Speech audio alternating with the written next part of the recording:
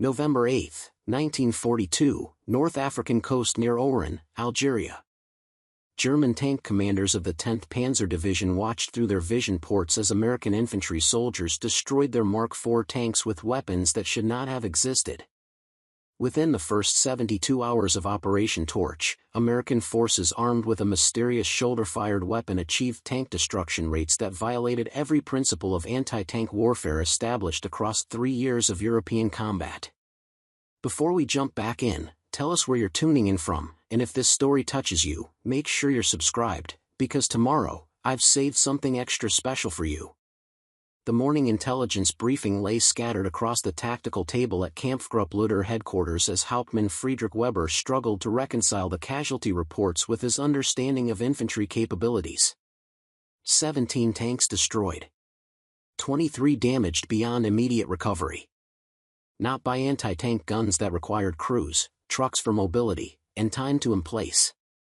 Not by artillery that needed forward observers and fire direction centers. But by individual soldiers carrying portable weapons that fired rockets capable of penetrating 60 millimeters of armor plate at ranges exceeding 100 meters. This cannot be accurate, Weber stated to his assembled officers, tapping the casualty list with increasing agitation. American infantry possesses no such weapon. Our intelligence services have cataloged their entire anti-tank inventory. The 37mm gun mounted on their half-tracks. The British 2-pounder they inherited from Lend-Lease arrangements.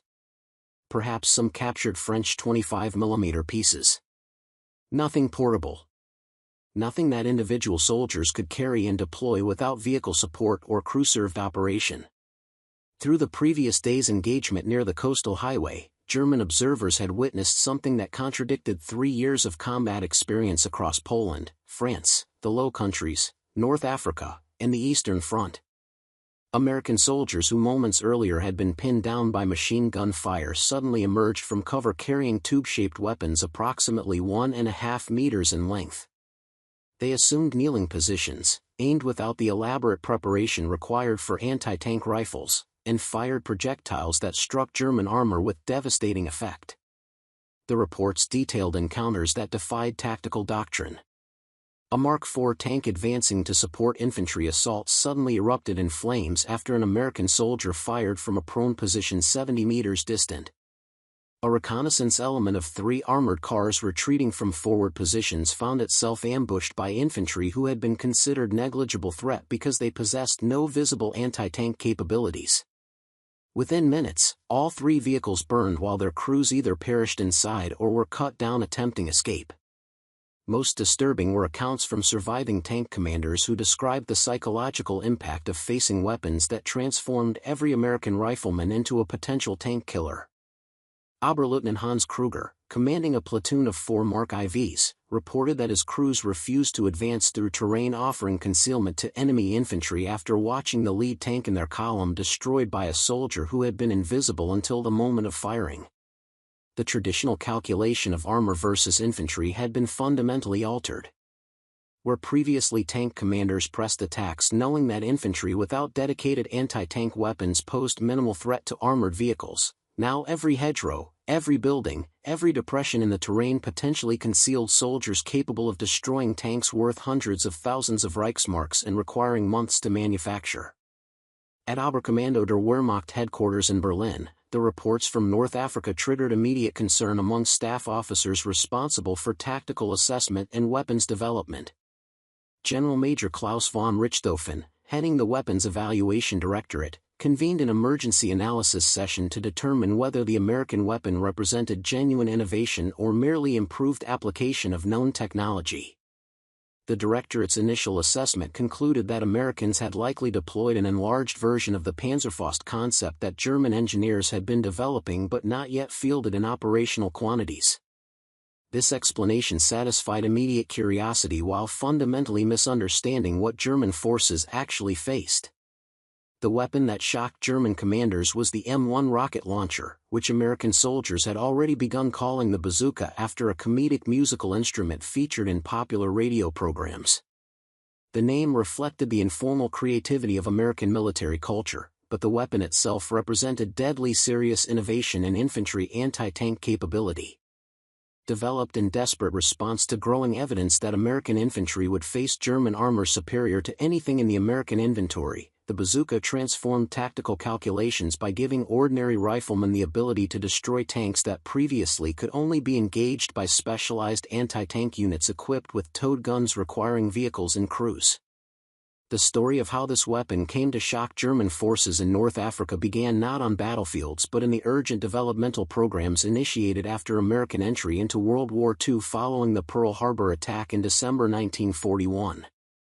American military planners examining the European war recognized immediately that their infantry lacked effective portable anti-tank weapons. The standard 37mm anti-tank gun, while mobile enough to be towed by vehicles, required crews of at least 6 soldiers and could not be easily repositioned once in placed. More critically, its armor penetration capabilities were already marginal against the frontal armor of German medium tanks, and intelligence reports suggested that German armor development was producing even more heavily protected vehicles.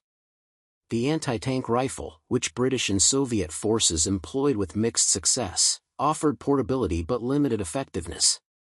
These weapons, typically 13 to 15 mm in caliber, could penetrate light armor but proved increasingly ineffective against improved tank designs. They were heavy, difficult to aim, and produced tremendous recoil that limited accuracy and fatigued crews.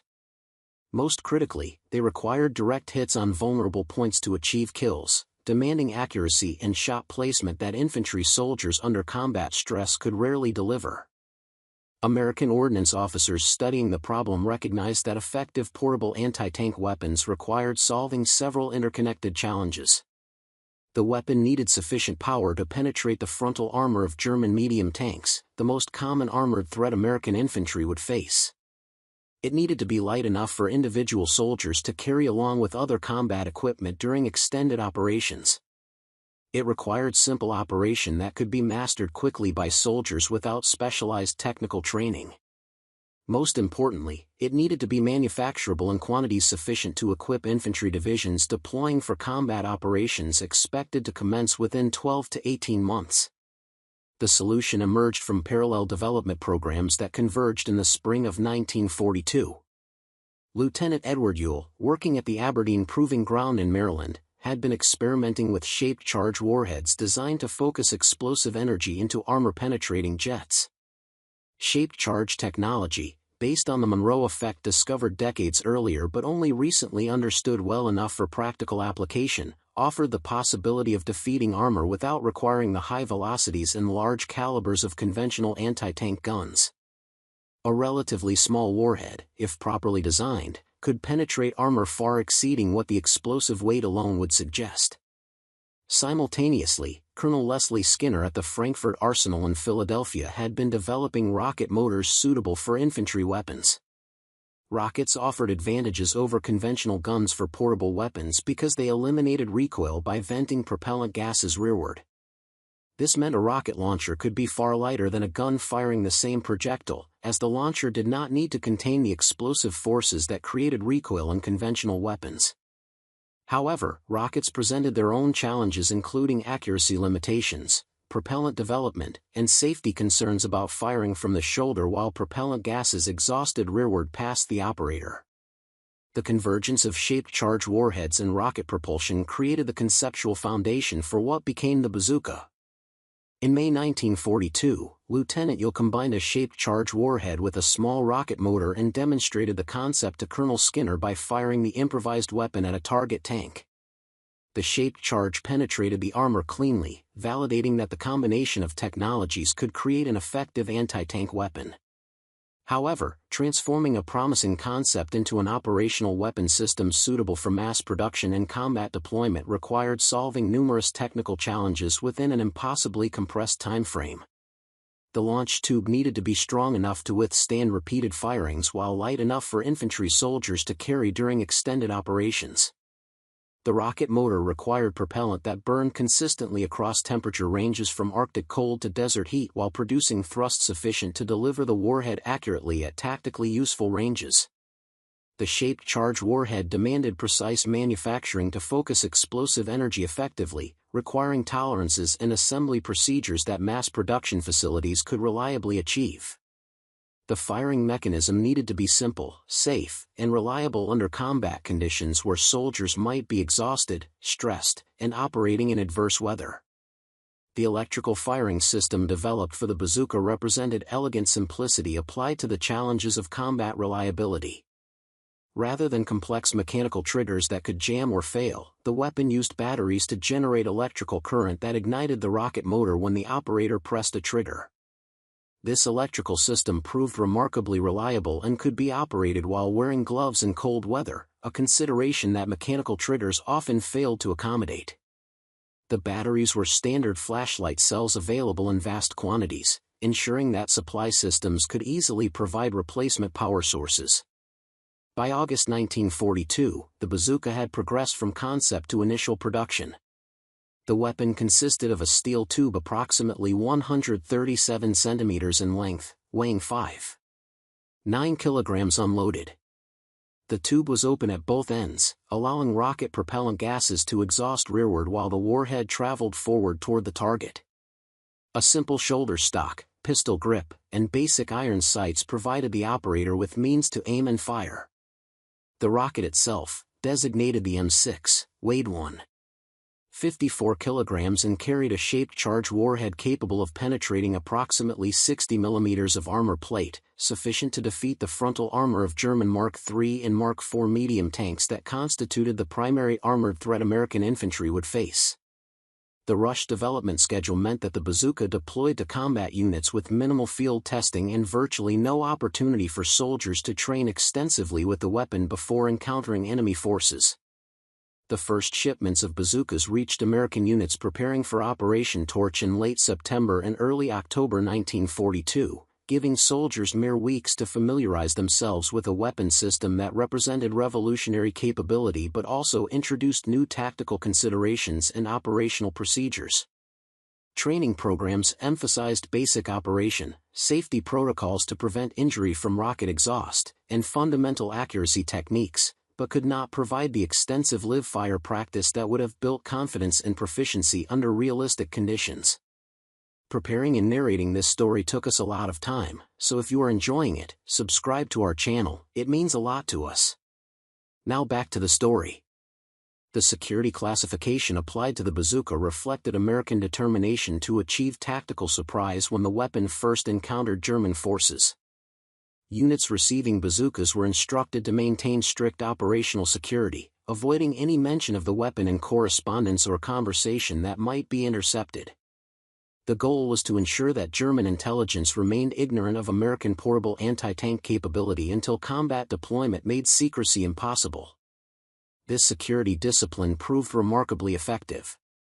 German intelligence services, despite extensive networks and general awareness of American weapons development programs, possessed no advance warning that American infantry would deploy to North Africa equipped with portable rocket launchers capable of destroying German tanks. The selection of North Africa as the debut theater for American ground forces in the European War created the circumstances where the bazooka would shock German commanders. Operation Torch, the Allied invasion of French North Africa in November 1942, represented the first major American ground operation in the European theater. American planners knew that their forces, largely untested in combat against German opponents, would face experienced Afrika Korps units that had spent 18 months fighting British forces across the desert. German tactical proficiency, combined with the qualitative superiority of German armor, created deep concern among American commanders about how their infantry would perform in their first encounters with Wehrmacht forces. The bazooka represented a potential equalizer that might offset German advantages in armor quality and crew experience. If American infantry could destroy German tanks with portable weapons, the traditional German tactical approach of using armor to exploit breakthroughs and overwhelm defensive positions would become far more costly and risky. However, the weapon's effectiveness depended entirely on whether soldiers could employ it successfully under actual combat conditions against opponents who would be seeking to kill them. No amount of stateside training could predict with certainty whether the bazooka would function as advertised when soldiers faced actual tanks manned by crews fighting for their survival. November 8, 1942 marked the beginning of Operation Torch as American forces landed at 3 locations along the North African coast. Oran, on the Algerian coast, represented the central landing site where American forces would encounter the most significant opposition from Vichy French forces and, soon after, from German units rushing to counter the invasion. The 1st Infantry Division and elements of the 1st Armored Division came ashore carrying bazookas that most soldiers had fired only during brief training sessions stateside. Within hours of landing, these weapons would face their first test against actual armored vehicles operated by crews intent on destroying the American invasion force. The initial encounters between bazooka-equipped American infantry and German armor occurred in circumstances far removed from training range conditions. American soldiers, many experiencing combat for the first time, found themselves in confused urban and semi-urban terrain around Oran where buildings, walls, and vegetation created both opportunities for concealment and dangers from unexpected encounters at close range. German tank crews, accustomed to facing British forces whose anti-tank capabilities they understood thoroughly, operated according to tactical doctrines developed over years of combat experience. They advanced aggressively, seeking to engage American positions with main gun and machine gun fire while remaining mobile to avoid presenting stationary targets to anti-tank guns. The first recorded bazooka kill occurred during the afternoon of November 8 when a team from Company E, 16th Infantry Regiment engaged a German Mark IV tank advancing along a road toward American positions establishing defensive perimeters around captured landing beaches. Private First Class Robert Patterson, serving as gunner with Private James Morrison as loader, positioned themselves behind a low stone wall approximately 80 meters from the approaching tank. Patterson, a 21-year-old farmer from Iowa who had joined the Army 8 months earlier, had fired the bazooka exactly 3 times during training at Fort Benning, Georgia. Morrison had loaded practice rounds during 2 training exercises but had never witnessed a live firing against an actual target. As the Mark IV advanced, Patterson sighted through the simple iron sights, leading the moving target as training instructors had emphasized during the brief familiarization sessions. Morrison had already loaded the rocket, ensuring the electrical contact was properly seated and the safety arming wire was removed. Patterson pressed the trigger, completing the electrical circuit that ignited the rocket motor. The M6 rocket accelerated out of the launch tube with a distinctive whoosh that would become familiar to soldiers on both sides of future engagements. The shaped charge warhead struck the Mark IV's frontal armor just below the turret ring, penetrating the hole and detonating inside the fighting compartment. Secondary explosions from stored ammunition followed within seconds, and the tank erupted in flames that consumed the vehicle and killed its crew. Patterson and Morrison, stunned by their success and suddenly aware that they had just killed 4 human beings, remained frozen behind the stone wall until their squad leader ordered them to relocate before German forces identified their position. The psychological impact of achieving their first kill created a complex mixture of relief, pride, horror, and fear that would characterize much of the infantry combat experience throughout the war. They had proven that the bazooka could destroy German tanks, but they had also learned that doing so required exposing themselves to return fire and accepting that their actions resulted in violent death for enemy soldiers who moments earlier had been living human beings. Word of the bazooka's effectiveness spread rapidly through American units as soldiers shared experiences from the first day's fighting. Tank kills accumulated as more teams engaged German armor, with success rates far exceeding what American commanders had dared hope. The weapon's simplicity meant that soldiers could employ it effectively even under the stress and confusion of first combat. The shaped charge warhead proved devastatingly effective against German tank armor, achieving penetrations that disabled or destroyed vehicles with single hits. Most critically, the bazooka's portability meant that American infantry no longer needed to call for support from anti-tank gun crews or hope that friendly armor would arrive in time to counter German tank attacks. Individual squads possessed organic anti-tank capability that fundamentally altered tactical calculations. German responses to the bazooka evolved rapidly as tank crews recognized that American infantry now posed lethal threats at ranges where previously infantry had been considered secondary concerns. Tank commanders who had operated according to doctrines emphasizing aggressive advance and close support of infantry attacks now adopted more cautious approaches when facing American positions. Reconnaissance became more thorough as crews sought to identify bazooka teams before closing to effective range. Suppressive fire increased as machine gunners attempted to force American infantry to keep their heads down, preventing them from assuming firing positions with their rocket launchers. However, these tactical adjustments could only partially mitigate the fundamental shift in infantry armor dynamics created by the bazooka. Every American rifleman might be carrying a weapon capable of destroying tanks. Every position offering concealment might harbor a bazooka team waiting for German armor to approach within killing range. The psychological burden on German tank crews intensified as they realized that the armor protection that had previously provided confidence against infantry now offered uncertain security against weapons that could penetrate their vehicles from the front at ranges exceeding 100 meters. The intelligence reports flowing back to German headquarters during the first week of Operation Torch reflected growing alarm about American portable anti-tank capabilities. Initial assessments suggested that Americans had deployed British-supplied anti-tank weapons, but this theory collapsed as German intelligence officers examined the tactical reports more carefully. British portable anti-tank weapons, primarily the Boy's anti-tank rifle, lacked the penetration power described in casualty reports. The damage patterns observed on destroyed tanks suggested shaped charge warheads rather than solid-shot projectiles. Most telling, survivors described hearing distinctive sounds and observing rocket exhaust trails inconsistent with any weapon in the British or American inventories known to German intelligence. By mid-November 1942, German intelligence had concluded that American forces possessed a new weapon system representing genuine innovation in infantry anti-tank capability. However, lacking captured examples or detailed technical intelligence, German analysts could only speculate about the weapon's design and operational characteristics. Reports described tube-launched rockets with shaped charge warheads, but the specifics of propulsion, guidance, and warhead design remain mysterious.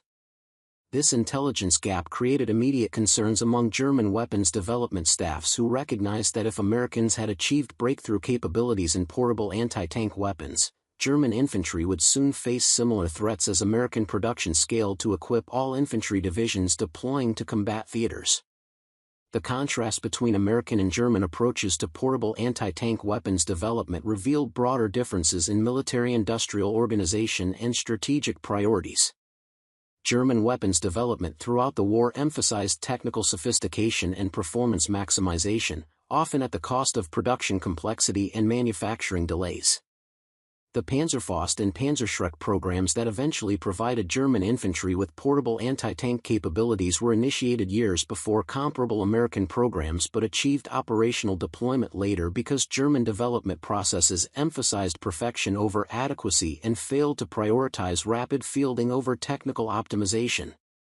American weapons development, by contrast, embraced solutions that were good enough rather than perfect, prioritizing rapid deployment and mass production over technical sophistication.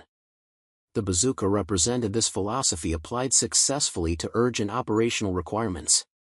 The weapon possessed significant limitations including modest accuracy beyond 100 meters, vulnerability to wind and weather, and relatively light warhead compared to towed anti-tank guns. However, these limitations were acceptable trade-offs for a weapon that infantry soldiers could carry, operate with minimal training, and employ effectively against the most common armored threats they would encounter. American ordnance officers understood that equipping every infantry company with bazookas provided more battlefield utility than perfecting a technically superior weapon that would arrive too late or in insufficient quantities to affect combat outcomes.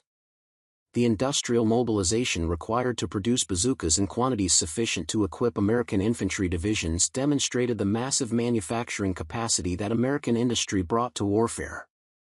Within 6 months of initial production authorization, American factories were producing over 5,000 bazookas monthly along with corresponding quantities of M6 rockets. Production involved coordination across multiple facilities manufacturing tubes, rocket motors, warheads, electrical components, and packaging materials. quality control procedures ensured that weapons and ammunition met specifications despite rapid production scaling and workforce training challenges as factories hired thousands of workers without prior experience in ordnance manufacturing. The human dimension of bazooka production reflected the broader American industrial mobilization effort that transformed civilian economy into military production powerhouse.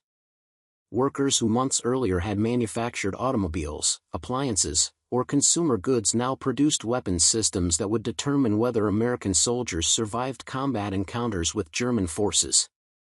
Many production workers were women entering industrial employment for the first time, taking positions vacated by men who had enlisted or been drafted into military service. Their competence and commitment to quality production demonstrated that gender exclusions in peacetime industry reflected social prejudice rather than actual capability limitations. The compressed training schedule that preceded Operation Torch meant that most American soldiers carrying bazookas into their first combat had minimal practical experience with the weapon.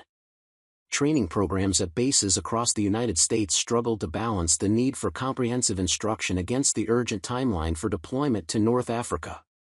Infantry companies receiving bazookas in September and October 1942 typically allocated 2 to 4 hours for familiarization training, during which soldiers learned basic operation, safety procedures, and firing techniques. Live fire opportunities were severely limited by ammunition availability and range capacity constraints, meaning that many soldiers deployed to combat having fired the weapon only once or twice under controlled conditions.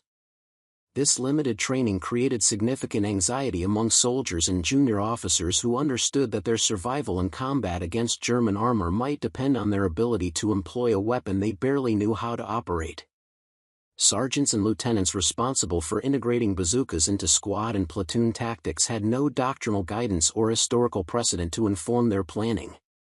The weapon was so new that no tactical manuals existed describing optimal employment techniques, positioning considerations, or coordination with other weapons systems. Infantry leaders were left to improvise tactical approaches based on their general combat training and whatever insights they could glean from the brief technical familiarization sessions provided by ordnance officers. Despite these limitations, American soldiers demonstrated remarkable adaptability when employing bazookas in actual combat. The weapon's operational simplicity meant that soldiers could master basic firing procedures quickly even under stress. The two-man team organization proved intuitive, with gunners focusing on target acquisition and aiming while loaders handled ammunition preparation and communication. Soldiers rapidly developed practical techniques for moving with the weapon, selecting firing positions that offered both concealment and clear fields of fire, and coordinating with other squad members to provide security while bazooka teams engaged armored targets. The learning curve during the first weeks of Operation Torch reflected the traditional American military approach of learning through doing rather than perfecting techniques before engagement.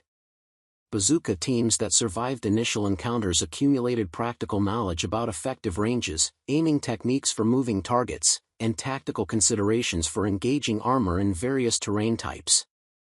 This experiential knowledge spread through informal communication networks as soldiers shared lessons learned with other units. Within 3 weeks of initial combat, American infantry had developed sophisticated bazooka employment techniques that far exceeded what limited stateside training had provided. The German response to the bazooka threat evolved through several stages as tank crews and tactical commanders accumulated their own experiential knowledge about the weapon's capabilities and limitations. Initial shock and confusion gave way to analytical assessment as German officers collected information from surviving crews and battlefield observation. Intelligence officers interrogated captured American soldiers who had served in bazooka teams, seeking technical details about the weapon's operation, effective range, and tactical employment. Salvage teams examined destroyed American positions, occasionally finding abandoned bazookas that provided physical evidence for technical analysis. By late November 1942, German tactical intelligence had developed reasonably accurate understanding of bazooka capabilities and limitations. Reports circulating through Afrika Korps units described the weapon as a shoulder-fired rocket launcher with effective range of approximately 100 meters, capable of penetrating frontal armor of medium tanks with shaped charge warheads.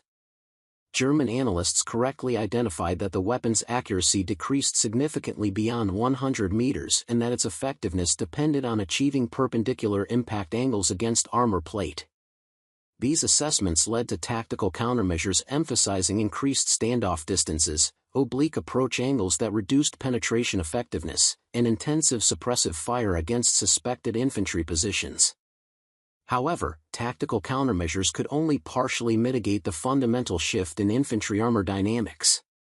The bazooka had democratized anti-tank capability by giving every infantry squad organic firepower against armored threats.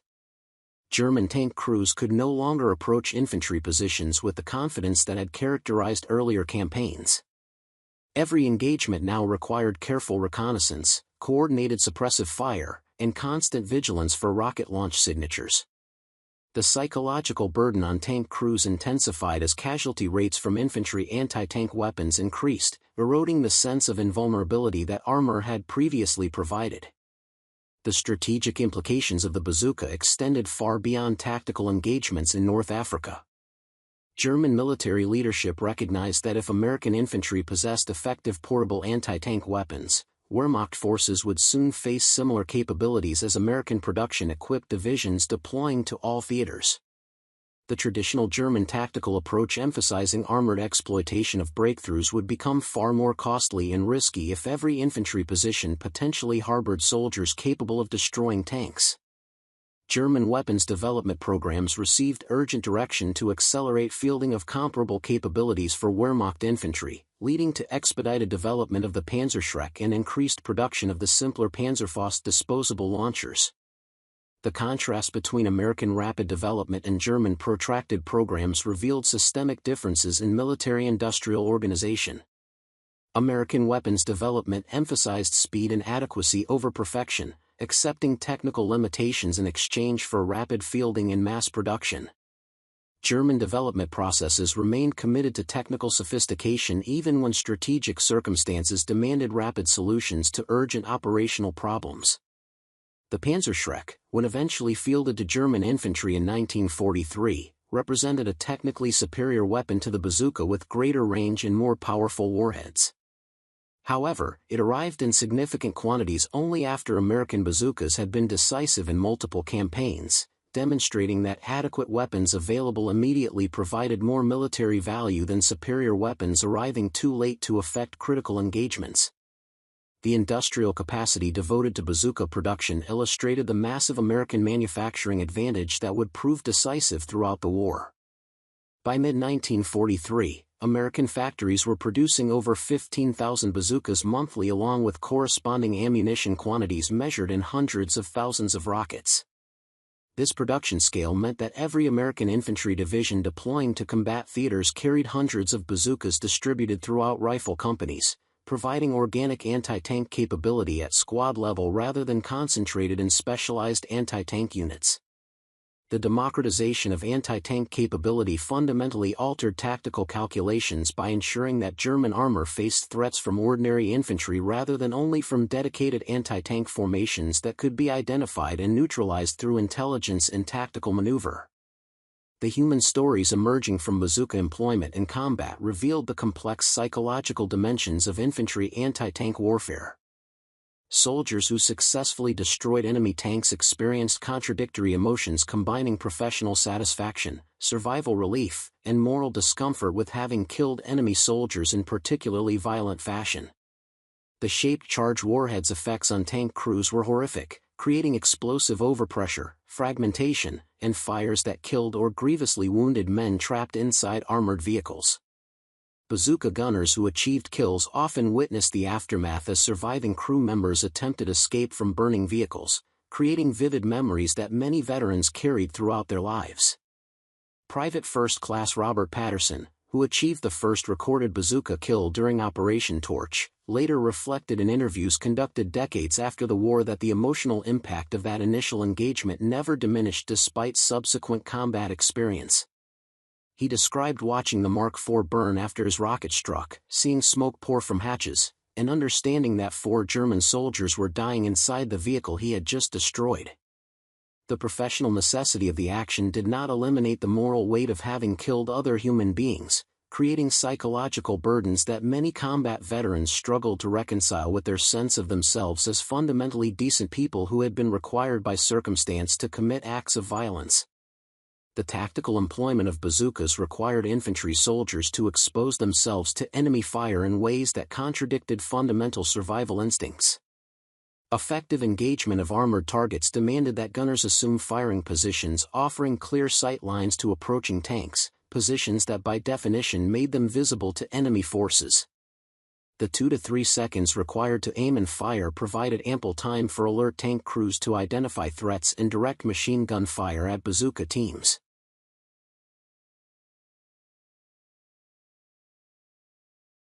Soldiers who survived multiple engagements often described the experience as a test of will that required suppressing fear long enough to complete the firing sequence before seeking cover from inevitable return fire. The loader's role demanded equal courage despite lacking the gunner's ability to directly engage targets. Loaders exposed themselves to enemy fire while preparing rockets, ensuring proper electrical connection, and removing safety devices that armed the warhead. They remained vulnerable during the entire firing sequence, unable to take cover until the gunner completed the shot. Many bazooka teams developed intense bonds rooted in mutual dependence and shared danger, with loaders trusting gunners to fire quickly and accurately while gunners relied on loaders to maintain ammunition supply and provide security warnings during the tunnel vision that often accompanied intense focus on aiming.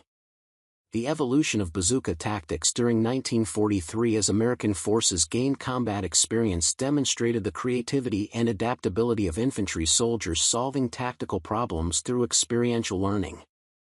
Units developed techniques for ambushing armor using multiple bazooka teams positioned to achieve crossfire, ensuring that if the first shot missed or failed to penetrate, subsequent teams could engage while the target remained in the kill zone.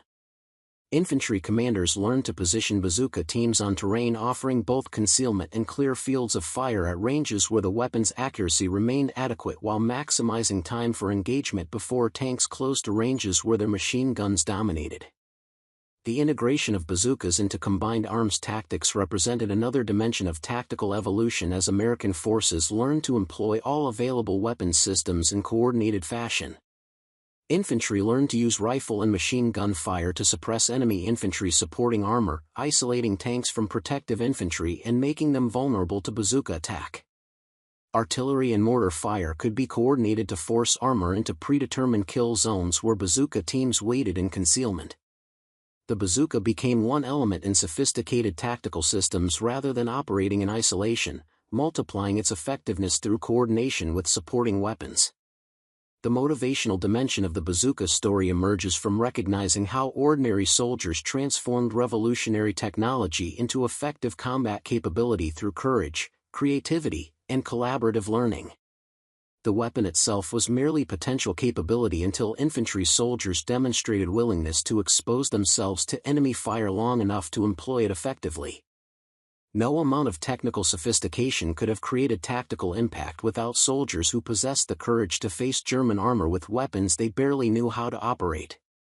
The bazooka's success reflected not just American industrial capacity or engineering innovation but fundamentally the quality of American infantry soldiers who adapted quickly to new weapons and tactical challenges.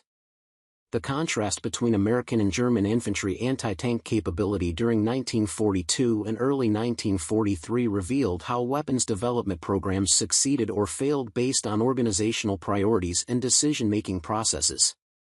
American ordnance officers confronted with urgent operational requirements embraced solutions that were adequate rather than perfect, prioritizing rapid fielding over technical optimization. German development processes remained committed to achieving superior technical performance even when strategic circumstances demanded accepting good enough solutions that could be produced quickly in large quantities. This difference in developmental philosophy created combat advantages for American forces that German technical superiority in many weapons categories could not offset. The bazooka demonstrated that modern warfare increasingly depended on mass production of effective weapons rather than limited production of technically superior systems. American factories producing thousands of bazookas monthly created more battlefield impact than German programs that emphasized crafting smaller quantities of more sophisticated weapons.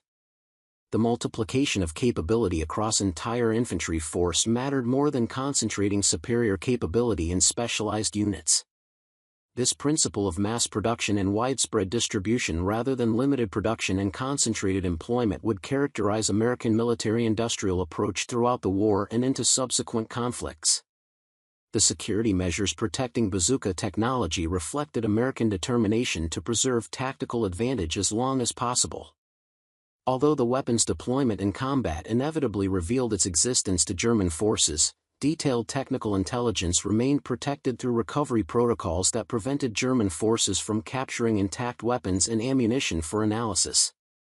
American infantry units received strict instructions to destroy damaged bazookas rather than abandon them during tactical withdrawals.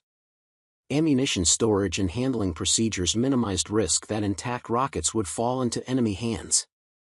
These measures, while unable to maintain complete secrecy after initial combat employment, delayed German technical understanding long enough to preserve American advantages during critical early campaigns. The human cost of weapons development compressed into impossibly short timelines occasionally manifested in training accidents and early operational failures. The electrical firing system, while generally reliable, occasionally experienced malfunctions that resulted in misfires requiring soldiers to determine whether rockets had failed to ignite or were experiencing delayed ignition that might result in premature detonation. Several soldiers were killed or injured during training when rockets exploded prematurely or when propellant gases caused burns to operators who positioned themselves incorrectly during firing. These tragic accidents reflected the inevitable costs of rush development programs that deployed weapons to combat before comprehensive testing could identify and eliminate all potential failure modes. The lessons learned from bazooka employment informed subsequent American weapons development throughout the war and into the post-war period. The success of shaped charge warheads led to expanded application of this technology across multiple weapons systems. The concept of providing infantry with organic anti-tank capability became a fundamental principle of American tactical organization, ensuring that subsequent infantry weapons development emphasized portable systems that could be operated by small teams without specialized training or support equipment. The experience of rapid development, mass production, and combat deployment of revolutionary capability under compressed timelines established patterns that American military-industrial complex would replicate in future conflicts. By early 1943, the bazooka had achieved recognition as one of the most significant weapons innovations of World War II. Military analysts studying the North African campaign concluded that American infantry anti-tank capability had exceeded German capabilities during the critical initial months of engagement, creating tactical advantages that offset German superiority in tank quality and crew experience. The weapon's impact extended beyond direct tank kills to include the psychological effect on German tank crews who now approached every infantry engagement with heightened caution, reducing the aggressiveness that had characterized German armored tactics in earlier campaigns.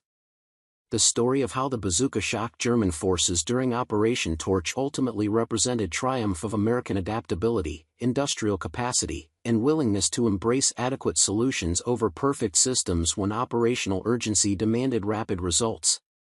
The weapon emerged from desperate recognition that American infantry lacked effective portable anti-tank capability, progressed through compressed development that solved complex technical challenges, and deployed to combat with minimal testing or training.